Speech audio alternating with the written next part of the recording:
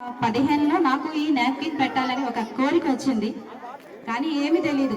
ఒకప్పుడు సాదా సీదా 4 గోడల మధ్య ఉన్న ఆడపిల్లని మాత్రమే. ఒక్క ఆలోచన మాత్రమే నాకు వచ్చింది. అంతకుముందు నేను గేమ్ జోన్ అనేది ఒక జోన్ మెయింటైన్ చేసేదాన్ని. ఏదైనా మనం ఒక పని చేస్తున్నాము అంటే కావాల్సింది ముఖ్యంగా ఆనందం, సెల్ఫ్ సాటిస్ఫాక్షన్. ఆ రోజు నాకు 5 అంకెలు ఇన్కమ్ వచ్చినా కూడా నాకు ఆ 20 ఇయర్స్ బ్యాక్ అంత ఇన్కమ్ వచ్చినా కూడా నాకు ఎలాంటి సాటిస్ఫాక్షన్ వచ్చేది కాదు. ఆ నాప్కిన్ ప్రాజెక్ట్ గురించి జస్ట్ ఆలోచన వచ్చింది అంతే. 2015లో ఆలోచిస్తున్నాను, ఏం చేయాలో తెలియదు. సెర్చ్ చేస్తున్నాను నెట్లో, చాలా చోట్లకి వెళ్ళాము. సమయం తక్కువగా ఉంది కాబట్టి తొందరగా ముగిస్తాను. ఎక్కడ సెర్చ్ చేసినా సరే, ఎక్కడ చూసినా కూడా నాకు ఎక్కడ ఎట్లాంటి గ్రిప్ దొరకలేదు. ఒకసారి నెట్లో సెర్చ్ చేస్తుంటే నాకు సహజ సిద్ధమైన ఉత్పాదన అని ఒక క్యాప్షన్ దొరికింది. ఆ క్యాప్షన్ కింద ఉన్నది బర్డ్స్. ఇదేదో సహజ సిద్ధమైన ఉత్పాదన అంటున్నారు, ఒకసారి వెళ్ళి విజిట్ చేస్తే ఎలా ఉంటుంది అని మా వారితో అన్నాను. సరే అని చెప్పి మేమంతా వెతికేమో, ఏం వెతికినా ఎక్కడో ఒక ల్యాండ్ లైన్ నెంబర్ కనిపించింది. దానికి కాల్ చేశాము.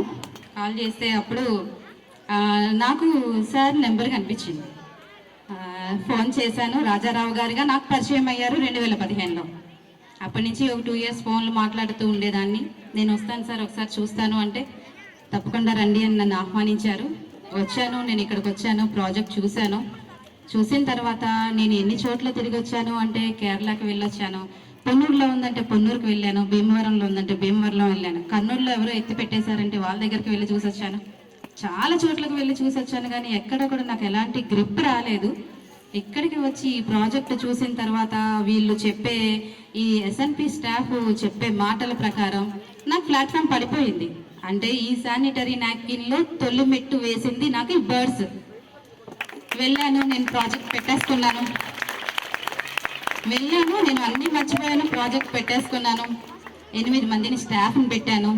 బిందాస్గా మెయింటైన్ చేస్తున్నాను. ప్రొడక్షన్ జరుగుతుంది. చాలా 700 డ్వాక్రా గ్రూపులు వచ్చి నాకు ఆర్డర్ ఇచ్చాయి. అడ్వాన్సులు కట్టేశారు. స్టాఫ్ సరిపోవటం లేదు. చాలా పెద్ద లెవెల్లో నేను ప్రొడక్షన్ చేస్తున్నాను స్టాఫ్ని పెట్టుకొని. ఒకరోజు ఈటీవీ వాళ్ళు వచ్చారు ఇంటర్వ్యూ కోసం. ఈటీవీ ఇంటర్వ్యూ జరిగింది. ఇంటర్వ్యూలో అంతా మాట్లాడాను.